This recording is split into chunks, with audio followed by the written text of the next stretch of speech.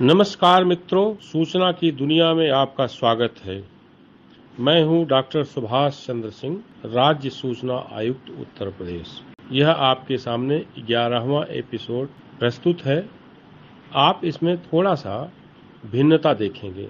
अब तक सामान्य रूप से मैं सरकारी अधिकारियों या जन सूचना अधिकारियों के बीच बैठक या उनसे वार्ता कर आरटीआई के संदर्भ में आपको बताता रहा हूं।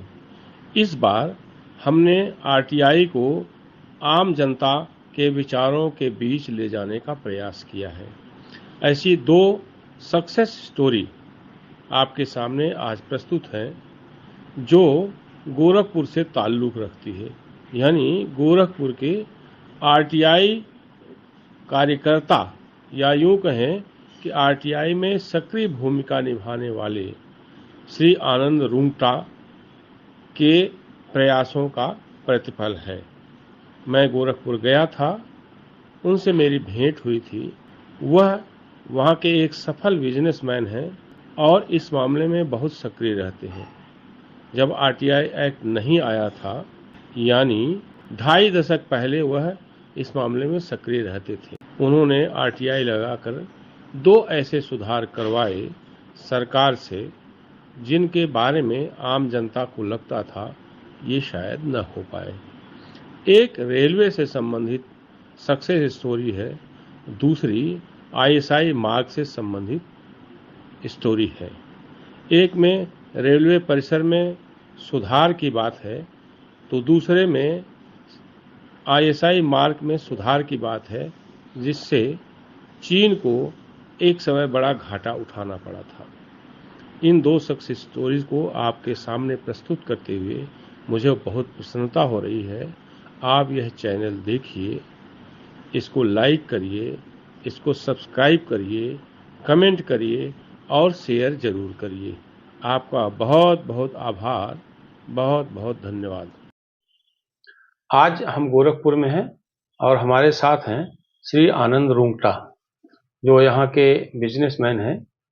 आरटीआई के संदर्भ में जब आरटीआई एक्ट 2005 इंट्रोड्यूस नहीं हुआ था, उसके पहले से जो है सूचना अधिकार कानून को अनौपचारिक रूप से उपयोग करते चले आ रहे हैं और समाज हित में, लोक हित में इन्होंने जो जानकारियां सरकार के माध्यम से बाहर निकाली हैं, उनका बड़ा महत्व है। आज मैं उनके साथ बैठा हूं और मैं ये जानना चाहूँगा कि श्री आनंद रुंगटा ने पिछले 10, 15, 20 वर्षों में किस तरह से इस लड़ाई को आगे बढ़ाया। रुंगटा जी, आप थोड़ा सा इस पर। नमस्कार, मैं आनंद रुंगटा गोरखपुर का रहने वाला हूं। मैं यहाँ पे, मेरा व्यवसाय है और सूचना का अधिकार कानून बनने के पहले ही कई बार मेरे मन में ये विचार आता था कि जो भी अव्यवस्था है इसके खिलाफ कैसे लड़ा जाए। और जब समाज में रोज के दिनचर्या में अव्यवस्थाएं नजर आती थी तो मुझे बड़ा कष्ट होता था कि हम स्वतंत्र होते हुए भी, एक स्वतंत्र देश में रहते हुए भी स्वतंत्र नहीं है।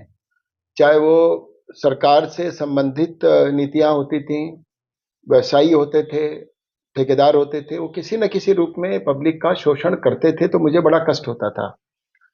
मुझे अक्सर अपने व्यापार के सिलसिले में दिल्ली जाना पड़ता था, तो वहां पर मैंने महसूस किया, दिल्ली में जैसे ही आप ट्रेन से उतरे, कुली आता था और आपने बोला सामान बाहर ले चलना है, तो वो 500 रुपये, उस जमाने में आज से 40 साल पहले 200 रुपये, 100 रुपये की बात करता था, जबकि सरकारी नियम के अनुसार से उसका मूल्य 20 रुपये होता था। वो 200 रुपये शुरू करता था, आप थक हार के परिवार के साथ होते थे तो 100 रुपये में उससे तय कर लेते थे। और अगर दूसरे कुली से बात करते थे तो दूसरा कुली वाला साथ में नहीं आता था कि आपकी जिससे बात चल रही है वही लेके जाएगा। उनकी यूनियन, आपसी एकता इतनी स्ट्रांग होती थी। इसी तरह से अगर आप दिल्ली में वापस अपने घर आ रहे हैं, स्टेशन के बाहर ही से मोल मुलाई चालू हो जाती थी। ऑटो वाले इसी तरीके से शोषण करते थे। तो मेरे मन में एक होता था कि भाई ठीक है, हम दिल्ली है, अपना ही देश है, लेकिन हम चलो यहाँ पे अनजान है।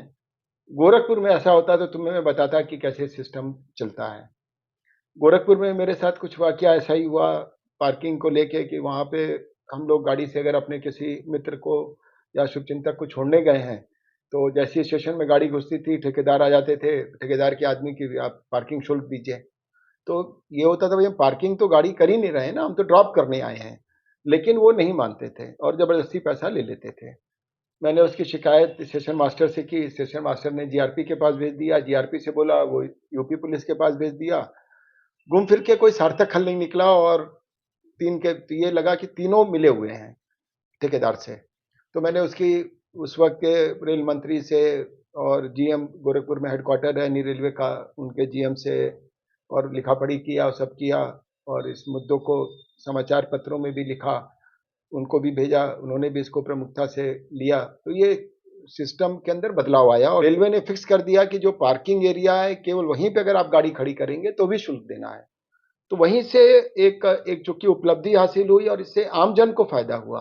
तो उससे एक मन में पीड़ा, एक मन में बहुत बड़ा जोश आया कि अगर ऐसी ज्वलंत मुद्दों को हम लोग अगर अच्छे ढंग से अधिकारियों से लिखेंगे और कहेंगे तो व्यवस्था में संशोधन होता है और जो सर्वहित में होता है।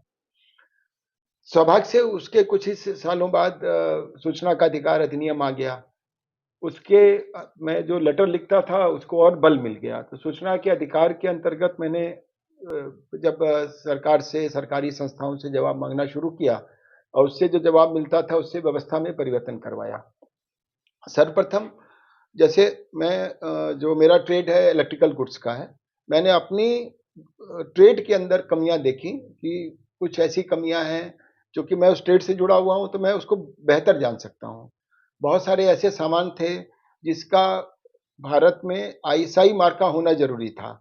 लेकिन जब उसका अपग्रेडेशन हुआ तो उसको सरकार ने या आईएसआई मार्क देने वाली संस्था ने उसका संशोधन नहीं किया और वो पुराने 40 साल पुराने कानून पे ही चल रहा था। तो मैंने लिखा-पढ़ी करके उसका संशोधन करवाया, चाइना से घटिया मालों का आयात आना बंद हुआ और बहुत सारा इसका फ़ायदा हमारे भारतीय इंडस्ट्री को हुआ, यहाँ के छोटे जो उद्योग थे, स्मॉल स्केल इंडस्ट्रीज़ थे, उनको फ़ायदा मिला।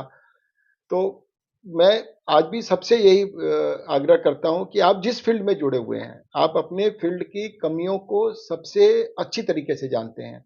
आप कपड़े के व्यवसाय में जुड़े हैं, तो आपको ये मालूम होगा कपड़े में क्या विसंगतियाँ हैं। कोई मेडिकल लाइन में है, कोई किसी प्रोफ़ेशन में है, कोई नौकरी कर रहा है, कोई डॉक्टर है। ऐसी बहुत सारी व्यवस्थाएँ हैं जिसके अंदर आपको लगता है कि परिवर्तन होना चाहिए। परिवर्तन होने से इससे लोगों का भी हित होगा, राष्ट्र हित होगा, देश हित होगा, तो वो सबके लिए लेकिन हम लोग चुपचाप बैठ जाते हैं, जबकि हमें उसके खिलाफ आवाज़ उठानी चाहिए। आप इस YouTube चैनल को लाइक करिए, सब्सक्राइब करिए, कमेंट करिए और शेयर ज़रूर करिए।